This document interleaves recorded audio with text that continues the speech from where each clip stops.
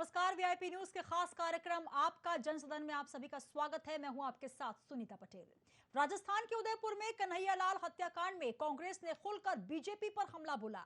कांग्रेस नेता ने press conference करते हुए कहा कि कन्हैयालाल के हत्यारोपी रियाज अत्तारी के संबंध बीजेपी नेता समेत अन्य लोगों से थे। उन्होंने यह भी कहा कि रियाज बीजेपी की राजस्थान अल्पसंख्यक इकाई की बैठकों में शामिल होता था। इसकी तस्वीरें भी अब दुनिया भर के सामने हैं। इसी को लेकर कांग्रेस प्रदेश कार्यालय में कांग्रेस के राष्ट्रीय प्रवक्ता अभय दुबे ने प्रेस कॉन्फ्रेंस की। इस मौके पर कांग्रेस के तमाम पदाधिकारी भी मौजूद रहे। प्रेस कॉन्फ्रेंस के दौरान उन्होंने बीजेपी पर तंज कसते हुए कहा कि बीजेपी सरकार आतंकवाद का साथ देकर सत्ता का विकास कर रही है। उन्होंने कहा कि आज भाजपा सिर्फ सांप्रदायिक ध्रुवीकरण का काम कर रही है। इसके साथ ही उन्होंने उदयपुर की घटना का भी जिक्र किया और कहा कि उदयपुर की घटना के पीछे हत्यारे रियाज अटारी का भाजपा के नेताओं से संबंध है। तो इसी पर करेंगे चर्चा। और चर्चा के साथ हमारे साथ कौन कौन से मेहमान उत्तराखंड स्टूडियो से जुड़ रहे हैं, पहले एक परिचय में आपका करवा देती हूं। हमारे साथ कांग्रेस से शीशपाल बिष्ट जी जुड़ रहे हैं। शीशपाल जी, बहुत स्वागत है। नमस्कार। और साथ ही जुड़ रहे हैं रविंद्र कुमार जी बीजेपी से। रविंद्र जी, बहुत स्वागत है आपका। नमस्कार। और साथ ही जुड़ेंगे आम आदमी पार्टी से अमरेंद्र बिष्ट जी। सबसे पहले शुरुआत करना चाहूंगी शीशपाल बिष्ट जी, कांग्रेस से हमारे साथ है। शीशपाल बिष्ट जी, जो घटना हुई है निंदनीय है, बेहद दुखद घटना है जो उदयपुर की घटना है, लेकिन उसको लेकर अब एक दूसरे पर आरोप प्रत्यारोप हो रहा है। क्या कहेंगे? बीजेपी नेता का जिक्र करते हुए ये आरोप लगाए गए हैं कि आतंकवादियों से उनके रिश्ते हैं। देखिए, आज पूरी दुनिया इस हकीकत से वाकिफ हो चुकी है और आज पूरी दुनिया ये जान रही है कि भारतीय जनता पार्टी की राजनीति किस प्रकार की है। ये देश को किस ओर ले जा रहे हैं, ये मुझे बोलने की आवश्यकता नहीं है। और ये लोग जिस प्रकार से अनर्गल बयानबाजी करके देश के माहौल को खराब करने का एक प्रयास कर रहे थे, आज इनका पर्दाफाश हो चुका है। जनता के सामने इनका चेहरा बेनकाब हो चुका है। पहले उदयपुर में इनकी प्रवक्ता नुपुर शर्मा अलगाववादी बयान देती है और उसके बाद जो है इन्हीं के कार्यकर्ता जो है रियाज अटारी, जो भारतीय जनता पार्टी का पदाधिकारी है, भारतीय जनता पार्टी के वहां के गृह मंत्री के साथ उसके गहरे संबंध है। भारतीय जनता पार्टी का जो संघ का वहां पर अनुसांगिक संगठन है जो मुस्लिमों के क्षेत्र में काम करता है, उसका वो सक्रिय कार्यकर्ता है। भाजपा के जो वहां जनपद में उसकी जिम्मेदारी हर कार्यक्रमों में खुले रूप से आता जाता है। और यही नहीं, इससे आगे जो वहां के गृह मंत्री थे गुलाब चंद कटारिया जी, उनके दामाद के जो फैक्ट्री है उसमें वो काम करता था। मतलब उसके बहुत ही गहरे ताल्लुकात भारतीय जनता पार्टी के साथ, भारतीय जनता पार्टी के लोगों के साथ। ये मामला केवल इतना नहीं है कि साथ में फोटो का मामला हो, वो उनके संगठन से जुड़ा है, उनके नेताओं के परिवार से जुड़ा है। इतने गहरे ताल्लुकात और इतना गंभीर कार्य आप समझ सकते हैं। और यही नहीं, इसके बाद जे.एंड.के में आपने देखा 2 आतंकवादी पकड़े जाते हैं, उसको ग्रामीण पकड़वाते हैं। वो अमरनाथ तीर्थ यात्रियों पर हमले का प्लान बना रहे, जिनकी योजना थी। ऐसे लोग जो पकड़े जाते हैं, जब उसका खंगाला जाता है हिस्ट्री, तो वो भी भारतीय जनता पार्टी के आईटी सेल का कार्यकर्ता निकलता है। अब बताइए आप इस रिश्ते को क्या कहेंगे? बहुत लंबी लिस्ट है, जिसको मैं अगर गिनाऊंगा तो लंबी लिस्ट है। तो भारतीय जनता पार्टी आज देश के अंदर किस प्रकार के राजनीति कर रही है, ये आतंकवादियों के साथ इनका क्या रिश्ता है, ये रिश्ता कहलाता क्या है? आखिर आज ये देश जानना चाहता है कि आप इस देश के अंदर ये किस प्रकार की राजनीति कर रहे हैं। आप राम नाम की चादर ओढ़ करके देश के अंदर एक बोगला भगत की तरह आप ये चोंच कहां मार रहे हैं?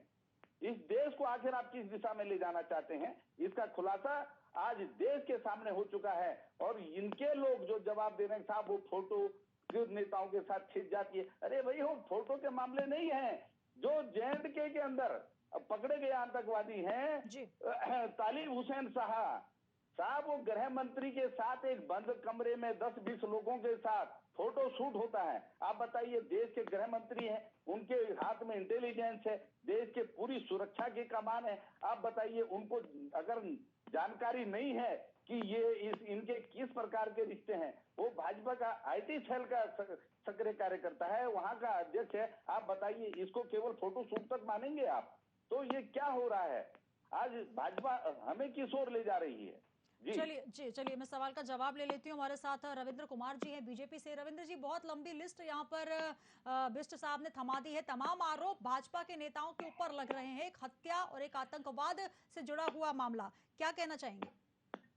देखिए, जिस प्रकार से कांग्रेस का काम ही सदैव से जो है अपने गुनाहों को ढक के दूसरों के ऊपर कैसे फोड़ा जाए, ये पूरी देश की जनता पिछले इनके आजादी के बाद से लगातार इनके प्रयासों को देख रही है और ये समझ भी रही है। जिस प्रकार से आप एक बात समझे कि जो यासीन मलिक था, जिस तरीके से इनके देश के प्रधानमंत्री अपने प्रधानमंत्री निवास में बुला के फोटो शूट करवा रहे थे। फोटो शूट शिवपाल बिष्ट जी उसे कहते हैं, फोटो शूट कर रहे थे। इनकी सोनिया गांधी जी जो इनकी चेयरपर्सन है, कांग्रेस की बड़ी नेता है, वह किस प्रकार से 3 दिन तक सोई नहीं थी।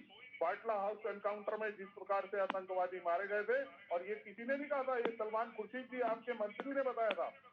जिस प्रकार से आपने सर्जिकल स्ट्राइक जिस समय हुई आतंकवादियों के खिलाफ, आपने उसके सबूत मांग लिए थे। आतंकवाद का साथ निभाना उसे कहते हैं। 26/11 पे जिस प्रकार से आपने उस साजिश को दिग्विजय सिंह के को लगा के आगे आपने कह दिया ये संघ द्वारा की गई है। अरे ये तो शुक्र है कि एक जिंदा आतंकवादी पकड़ा गया था, अन्यथा आप तो उस पर लगवा ही देते। और अभी ताजा उदाहरण 21 तारीख को अमरावती में जिस प्रकार से कुल्ले का हत्या करी, उनको जघन्य अपराध किया, सर तन से जुदा के नारा लगाते हुए जिस प्रकार से जिहादी मानसिक लोगों ने उनका गला रेता और उसको बाद में बता दिया ये तो एक चोरी की घटना है। आप किस प्रकार से बताएंगे? शिवपाल जी, वहाँ सरकार थी आपकी। अगर 21 तारीख को वो खोल दिया जाता तो शायद कन्हैया लाल इधर बच जाता, लेकिन आपने उसको एक मामूली रजिस्टर्ड करके केस अपना काम पूरा कर दिया है। ये तो शुक्र है कि उसपे इन आतंकियों ने अपनी फोटो लगा के और अपना वीडियो बना के जाहिर कर दिया। नहीं तो मैं दावे के साथ कह सकता हूँ, जिस प्रकार से इन्होंने महाराष्ट्र में एवीएम की महाविकास एनडीए की सरकार थी, ये राजस्थान में भी इसे बता देते। वो तो कपड़े सिलवाने आए थे, टाइम पे कपड़े नहीं देते, इसलिए धक्का मुक्की में मर गया। मैं हकीकत बता रहा हूँ, आपका साथ बहुत पुराना नारा है कांग्रेस का, हाथ आतंकवादियों के साथ। तो आपकी लिस्ट बहुत लंबी है। आतंकवाद पे जिस प्रकार से आप लोगों का प्रेम उमड़ता है। रविंद्र कुमार जी, कुल मिला के सवाल के जवाब में आप ये कह रहे हैं कि अगर बीजेपी के ऊपर आरोप लगे हैं तो कांग्रेस का भी पुराना नाता आतंकवाद से रहा है। तो कुल मिला के सियासत कोई भी हो, यहाँ पर अपराध और आतंकवाद से नाता दोनों ही पार्टियों का रहा है, कि आप स्वीकार कर रहे हैं? सुनीता जी, देखिए, जिस प्रकार से ये एक फोटो को दिखा रहे हैं, वो किसी भी प्रकार से कहीं कोई पार्टी का पदाधिकारी नहीं था। अब उसमें एक चीज और अभी आई है, उसमें रैना जी ने, जो हमारे जेएनके के अध्यक्ष हैं, उन्होंने कहा है कि भाई ये जो है कुछ लोग पत्रकार का वेश बना के या और लोगों का वेश बना के अंदर आ जाते हैं और उसके बाद उसे फोटो शूट करा ली। फोटो शूट का मैंने आपको एग्जांपल दिया, कितना बड़ा एग्जांपल है। देश के प्रधानमंत्री पीएमओ में, जहां पे आदमी को जाने के लिए और कितनी सरलता से यासीन मलिक, जिसने कोर्ट ने जिसको सजा दी है, आप उसके साथ बैठ के आराम से फोटोएं खिंचवा रहे हैं, उनको गिफ्ट दे रहे हैं, उनसे गिफ्ट ले रहे हैं। तो फोटो शूट माननीय प्रवक्ता जी, इसे कहते हैं। सबने देखा है आपको। आपने महेंद्र सिंह शर्मा, जो हमारे इस प्रदेश के ही रहने वाले थे, उनको जिस समय बाटला हाउस में एनकाउंटर में उनकी शहादत हो जाती है, आप उसको स्वीकार नहीं करते और रोना किस पर होते हैं? आतंकवादियों के लिए। आपके नेताओं की लंबी फहरिस्त है, चाहे अफजल गुरु हो चाहे मेनन हो, आपने उनको बचाने के लिए किस तरीके से रातों को अदालतें खुलाई है, पूरे देश ने आपको देखा है, पूरे देश ने देखा है। तो आप हमें ये ज्ञान बिल्कुल बांटने की कोशिश ना करें कि जी आतंकवादी जो है वो भारतीय जनता पार्टी के साथ है। तो पूरी देश की जनता भी जानती है और आप स्वयं लोग भी जानते हैं कि आतंकवादियों को, जिहादियों को और तुष्टीकरण की राजनीति करने वाले कौन लोग हैं। जी, चलिए, हमारे साथ अमरेंद्र बिष्ट जी भी जुड़ चुके हैं आम आदमी पार्टी से। अमरेंद्र जी, क्या कहेंगे? जिस तरीके से कांग्रेस के कार्यकाल में जो फोटो सेशन हुआ उसका जिक्र कर रहे हैं शिवपाल जी, बात कर रहे हैं अभी उदयपुर की घटना का, तो कुल मिलाकर ये कहा जा रहा है कि अगर फोटो खिंचवा ली जाती तो आप ये साबित नहीं कर सकते हैं कि वो व्यक्ति जो कि आतंकवादी घटनाओं में रहा है, आपराधिक घटनाओं में रहा है, उसका किसी पार्टी विशेष से संबंध है। इसके लिए क्या कहेंगे? देखिए, भारतीय जनता पार्टी और कांग्रेस दोनों के ही प्रवक्ताओं ने एक दूसरे पर ये साबित करने की कोशिश की कि अगर हम पर ऐसा कोई आरोप है तो कहीं न कहीं आप पर भी ऐसा आरोप है। तो कहीं न कहीं दोनों प्रवक्ता ये साबित कर रहे हैं कि ये दोनों ही पार्टियां हैं जो आतंकवाद से कहीं न कहीं आतंकवाद से जुड़ी हुई पार्टियां हैं। एक बात, दूसरी बात, ये हमारे आरोप नहीं आपने है। सर्टिफाइड कर दिया अमरेंद्र जी कि दोनों ही पार्टियां नहीं, जुड़ी नहीं, हुई हैं। मैंने ये कहा है कि दोनों ही आपस में जिस तरह की बात कर रहे हैं तो उससे ऐसा ऐसा लगता है कि दोनों एक दूसरे को आतंकवादी बताने की जैसे होड़ मची हुई है। जी लेकिन राजनीतिक कार्यकर्ता क्या कहते हैं, राजनीतिक आरोप क्या होते हैं, वो अलग बात है। इसके अलावा हमको ये देखना चाहिए कि हाल में ही सुप्रीम कोर्ट ने नुपुर शर्मा के मामले में क्या कहा। और जब नुपुर शर्मा के मामले में सुप्रीम कोर्ट ने बहुत तल्ख टिप्पणी की और उनको उनको देश की एकता अखंडता के लिए खतरा बताया, तो उसके बाद जिस तरह की प्रतिक्रियाएं भारतीय जनता पार्टी के कार्यकर्ता सोशल मीडिया पर और तमाम सार्वजनिक प्लेटफॉर्म पर सुप्रीम कोर्ट के खिलाफ जिस तरह की बात कर रहे हैं, सुप्रीम कोर्ट को जिस तरह से, मैं उन शब्दों का आपके इस लोकप्रिय चैनल पर मैं उनकी उस तरह से बात नहीं करना चाह रहा हूँ, जी लेकिन जिस तरह से वो सुप्रीम कोर्ट की अवमानना कर रहे हैं, उनका अपमान कर रहे हैं, जज के फैसले का अपमान कर रहे हैं, तो उससे कहीं ना कहीं सुनीता हमको ये लगता है और ये साबित होता है कि ऐसी मानसिकता भारतीय जनता पार्टी के कार्यकर्ताओं की बन रही है जो किसी आतंकवाद और किसी उग्रवाद से कम नहीं है। तो निश्चित तौर पर देश में इस समय नफरत का जो माहौल, देश में इस समय भय का जो माहौल है, उसके पीछे भारतीय जनता पार्टी की सोची समझी साजिश है, जिसके पीछे सोची समझी रणनीति के तहत भारतीय जनता पार्टी का स्लीपर सेल उस पर काम कर रहा है और हिंदू और मुसलमान के रूप में देश को बांट कर देखा जा रहा है। विकास से इनका कोई मतलब नहीं है।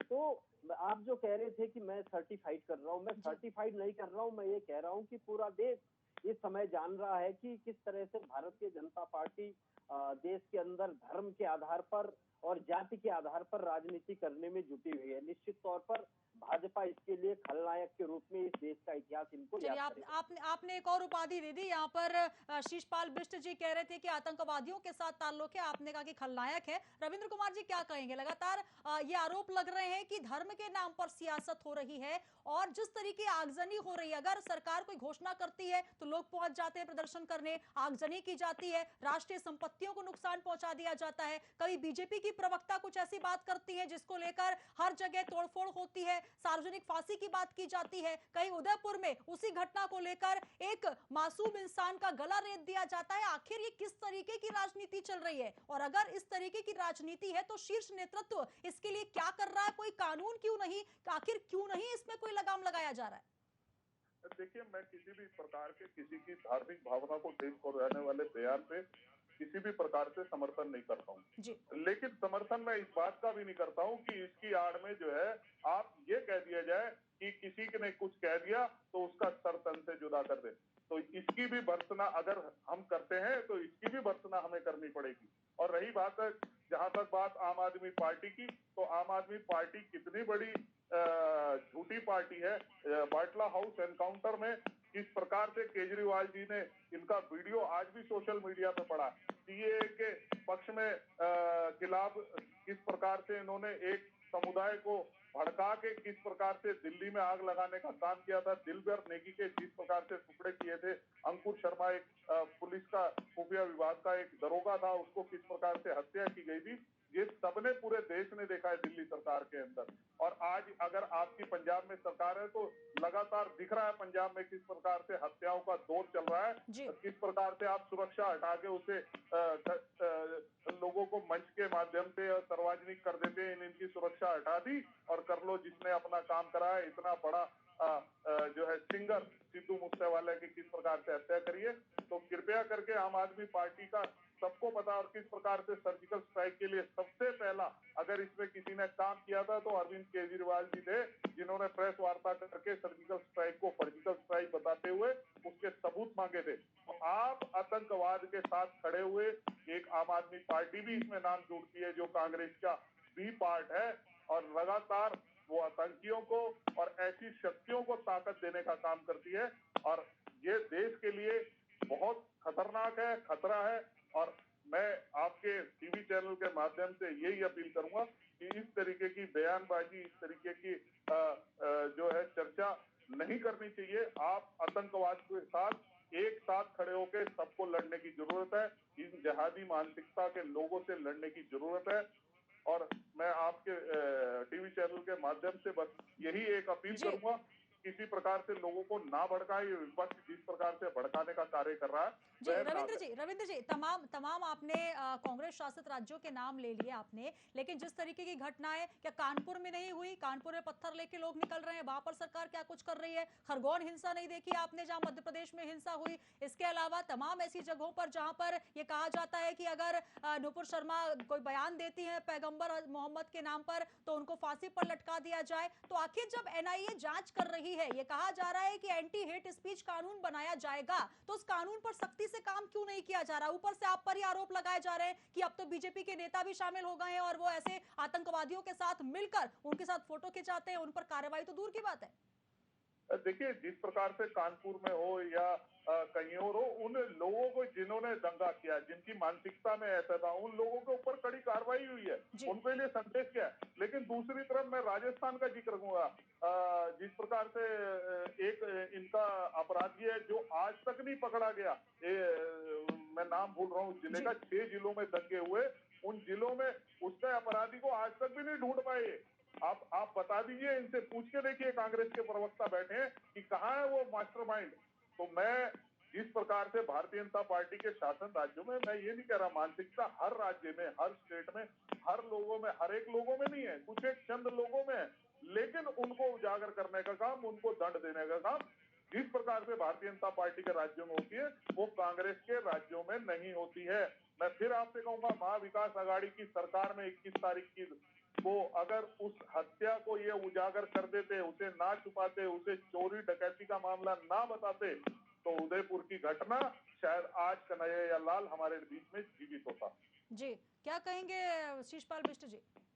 देखिए, मैं बता रहा हूं कि ये हमारे भाजपा के प्रवक्ता अति उत्साह में हैं, शायद सत्ता का भी मामला हो सकता है। ये बार बार अमरावती की घटना का जिक्र कर रहे हैं, तो मैं इनको जवाब दे दूं कि शायद इनको पता नहीं कि जो अमरावती में जो हत्या हुई, जिसको ये बार बार कह रहे हैं, वो जो उस हत्या का मास्टरमाइंड है इरफान खान, वो इरफान खान जब जांच हो रही है, अब उसके सारे जनता के सामने उसके आ चुके हैं कि जो भाजपा के सांसद हैं नवनीत राणा जी, उनका प्यादा है, उनका सबसे करीबी आदमी है, उनका विश्वसनीय है, उनके चुनाव का जो संचालन का मुख्य कार्यकर्ता, उनका मुख्य आदमी विश्वास पात्र था। अब अमरावती में भी इनके विश्वास पात्र निकलेंगे। उदयपुर की घटना का बार बार जिक्र कर रहे हैं। मैं कह रहा हूं कि ये खाली फोटोशूट की बात कर रहे हैं। उदयपुर का जो मास्टरमाइंड है, मैं पहले ही बता चुका हूं कि वो भाजपा का पदाधिकारी निकल चुका है। भाजपा के जो इनके इंद्रेश जी का जो संगठन है, उससे उसके गहरे तार हैं।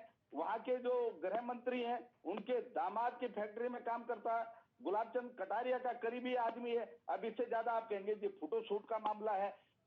इन्होंने एक बात और कही थी, उसका भी जवाब देना चाहूंगा। ये बार बार जेकेएलएफ का, जम्मू कश्मीर लिबरेशन फ्रंट की बात कर रहे थे, दिल्ली में सोनिया गांधी के साथ फोटोशूट की बात कर रहे थे। इनको शायद जानकारी नहीं है कि अभी जो जम्मू कश्मीर में आतंकवादी पकड़े गए हैं, जो इनका रियाज अटारी जो पकड़ा गया है, इनका जो वहां पर तो तालिब हुसैन शाह, ये इनको पता ही नहीं होगा कि वहां पर जेएंडके में, आप पता कीजिए, वहां हर कोई आदमी जानते कि अजहर मसूद का राइट हैंड है। ये जेकेएलएफ हरकल उत मुजाहिन का सक्रिय कार्यकर्ता है, सदस्य है। और इसको भारतीय जनता पार्टी ने वहां जो श्रीनगर में अभी जो चुनाव संपन्न हुए, वहां नगर निगम के नगर पालिका वार्ड नंबर 33 से पार्षद का टिकट दिया। अब आप बताइए, ये बातें कहाँ की ले? शीशपाल बिष्ट जी, बहुत सारी रिसर्च आपने की बीजेपी के खिलाफ। राजस्थान में इतनी बड़ी घटना हो गई, क्या वहां पर इंटेलिजेंस सक्रिय नहीं था कि क्या वहां पर लोग घूम रहे हैं, 26/11 का वहां पर बोर्ड लगाकर घूम रहे हैं? साफ तौर पर स्पष्ट नहीं हो पाया कि क्या इतनी बड़ी घटना को अंजाम दिया जा सकता है। आप बीजेपी के लिए तो जरूर कह रहे हैं, इतने सारे आपने नाम लिए, हालांकि रविंद्र कुमार जी ये स्पष्ट नहीं कर पा रहे हैं कि लगातार गुलाबचंद कटारिया का नाम लिया जा रहा है, रियाज से उनका कनेक्शन बताया जा रहा है, तो आखिर उनका अभी तक बयान क्यों नहीं आया? जब इतनी बड़ी प्रेस कॉन्फ्रेंस करके अभय दुबे जी नाम ले रहे हैं, तो आखिर उनकी तरफ से बयान क्यों नहीं आया? अमरावती में नवनीत राणा जी का बयान क्यों नहीं आया? जम्मू कश्मीर की घटना में इनका बयान नहीं आ रहा है। अनगर्भ बयान है जो लगाए जा रहे हैं, और किसी भी बयान तो सर स्पष्ट करें कि अगर नाम नहीं है उनका, अगर सही नहीं है तो। आज हमारे दिल्ली में हमारे राष्ट्रीय प्रवक्ता संबित पात्रा जी ने प्रेस करी है, उसमें एक एक बात का जवाब दिया, और जवाब क्या देना सारी दुनिया जानती है। ये इनके यहाँ तो गिरफ्तारियां हनुमान चालीसा पढ़ने वालों को एनएसए लगाया जाता है, हनुमान चालीसा पढ़ने वालों को गिरफ्तार किया जाता है। अगर इनके खिलाफ कुछ बोल दे तो उसे जेल में ठूसा जाता है। इनके खिलाफ कोई हल्का सा कोई बयान दे दे, उसके पीछे दिल्ली तक पुलिस दौड़ा दी जाती है। तो ऐसे लोगों के लिए आप समझ सकती हैं प्राथमिकता आतंकवाद है, या इनके ऊपर अगर कोई झूठ इनका परपंच है उसे एक्सपोज करते हैं तो पुलिस उन्हें ढूंढती आती है। सबने देखा दिल्ली में किस प्रकार से हमारे दिल्ली प्रदेश के प्रवक्ता के पीछे पंजाब से पुलिस आम आदमी पार्टी की हो, चाहे हनुमान चालीसा पढ़ने के लिए जिस प्रकार से नवनीत राणा का नाम दिया। मैं पहले आपकी जानकारी के लिए पुष्ट कर दूं कि नवनीत राणा जी एक निर्दलीय प्रत्याशी है, जहाँ पे एनसीपी और कांग्रेस ने उनका समर्थन किया था जब उन्होंने चुनाव लड़ा था, वह जीती थी। आपने हनुमान चालीसा पढ़ने में उस महिला को गिरफ्तार करके कई दिन तक जेल के अंदर डाले रखा, और जहां अमरावती का एक इतनी बड़ी जघन्य अपराध हो गया, आतंकवादी कनेक्शन है, उसको आपने एक चोरी की घटना बता दी। तो आपकी सीरियसनेस, आपकी किसके प्रति कटिबद्धता है, ये जग जाहिर है और लोगों को समझ आ रहा है। आतंकवाद के ऊपर जिहादी मानसिकता के लोगों के पक्ष में किस प्रकार से कांग्रेस का हाथ और आतंकवादियों के साथ ये जो नारा है, ये किस तरीके से चिरतार्थ होता है, लोगों ने देख लिया है। चलिए, तो कहीं ना कहीं राजस्थान का जिक्र हो या फिर दिल्ली का जिक्र हो, पंजाब का जिक्र हो, तमाम पार्टियां एक दूसरे पर आरोप प्रत्यारोप लगा रही है। अमरेंद्र बिष्ट जी क्या कहेंगे? जिस तरीके से हिंसा के मामले बढ़ रहे हैं, आगजनी के मामले बढ़ रहे हैं, अगर आपकी जुबान से कोई शब्द निकल जाए तो आपको फांसी पर लटका दिया जाए, ये नारे लगाए जाते हैं। खुलेआम फांसी पर लटकाने के बैनर पोस्टर लगाए जाते हैं, सरकारी संपत्तियों का दहन हो जाता है। इस तरीके से कैसे ये सियासत का जो रंग है, ये क्या लिया जा रहा है? मैंने पहले भी इस बात को कहा है कि देश में नफरत की राजनीति चल रही है, और प्रधानमंत्री से लेकर के और गांव के प्रधान तक, गांव के कार्यकर्ता तक, इस भारतीय जनता पार्टी इस बात को स्थापित करने में जुटी हुई है कि किस तरह से देश की राजनीति को मजहबी रंग दिया जाए। अभी आपने देखा हमारे बड़े भाई रविंद्र जी कैसे बार बार इस बात को कह रहे थे कि वो हनुमान चालीसा का जिक्र कर रहे थे, कैसे वो कह रहे थे कि फलानी पार्टी का हाथ आतंकवादियों के साथ। तो वो ये साबित करना चाहते हैं कि वही देशभक्त हैं इस देश के भीतर, और जो लोग और जितने भी लोग हैं वो देशद्रोही लोग हैं, क्योंकि ये इनका रहता है, इनका एजेंडा चल रहा है देश के भीतर। आपने राजस्थान की घटना की बात की, तो आप देखेंगे कि राजस्थान की घटना में बयान देने वाला नेता इनकी पार्टी का, बयान का समर्थन करने वाला नेता इनकी पार्टी का, बयान जिन्होंने बयान दिया, जो उनकी हत्यारा जो है इनकी पार्टी का, उनको संरक्षण देने वाले जिनके साथ उनकी तस्वीरें वायरल हो रही हो इनकी पार्टी के। तो आज की डेट में निश्चित तौर पर मैं ये दावे के साथ कह सकता हूं कि जहां भी अपराध की बात आएगी, भारतीय जनता पार्टी की साजिश वहां सामने जरूर आएगी। इसमें कोई दो राय नहीं, कोई सोचने समझने की बात नहीं है। अब आप देखिए कि देश के अंदर यदि कोई भी, जैसा आपने अपने सवाल में कहा कि कोई भी यदि किसी लोकतांत्रिक ढंग से किसी बात को कहने की कोशिश करेगा तो उसके पीछे ये जांच एजेंसियों को दौड़ा देंगे, उनके खिलाफ ये कुछ ना कुछ कर देंगे। मैं उत्तराखंड के संदर्भ में आपको एक बात बताता हूँ। कांग्रेस के पूर्व अध्यक्ष के खिलाफ इन्होंने परसों एक आरोप लगाया, कांग्रेस के पूर्व अध्यक्ष ने कल प्रेस कॉन्फ्रेंस करके इनको जवाब दिया। आज इनकी पार्टी के लोगों ने कांग्रेस के पूर्व अध्यक्ष के खिलाफ पुलिस में मुकदमा दर्ज कराने के लिए तहरीर दे दी। अब बताइए कि क्या लोकतांत्रिक व्यवस्था में हमको राजनीति में विरोध करने का भी अधिकार नहीं है? क्या लोकतांत्रिक व्यवस्था में हमको अपनी बात कहने का भी अधिकार नहीं है? तो ये अहंकार में आ गई है भारतीय जनता पार्टी की सरकारें देश भर के भीतर। इनके खिलाफ जितना भी आप बोलोगे तो ये आपको डराने का काम करेंगे, आपको चुप कराने का काम करेंगे। निश्चित तौर पर आने वाले वक्त में भारत के लोकतंत्र के लिए, राज्य के लोकतंत्र के लिए भारतीय जनता पार्टी का ये जो चाल चलन है ये किसी कैंसर से कम नहीं है सुनीता जी। तो भारत के लोकतंत्र के लिए सबसे महत्वपूर्ण ये है कि जो सामाजिक दायरा है या फिर सामाजिक धर्म गुरु है या फिर जो तमाम पार्टियां हैं, एक अच्छा विपक्ष होने के नाते एक दूसरे पर आरोप प्रत्यारोप आप लगा सकते हैं, लेकिन कहीं ना कहीं जो भावनाएं आहत हो रही हैं धर्म के नाम पर, जो कहीं ना कहीं आगजनी हो रही है या फिर धर्मांध भीड़ किसी को मारने पहुंच जाती है, उसका आप ये कहीं ना कहीं गुणगान करते हैं कि वो बीजेपी से जुड़ा हुआ व्यक्ति था, वो कांग्रेस से जुड़ा हुआ व्यक्ति था। क्या इस तरीके से राजनीति चलेगी? और अगर राजनीति ऐसे चलेगी तो क्या होगा भारत का भविष्य, देखने वाली बात होगी। बहुत शुक्रिया आप तीनों मेहमानों का।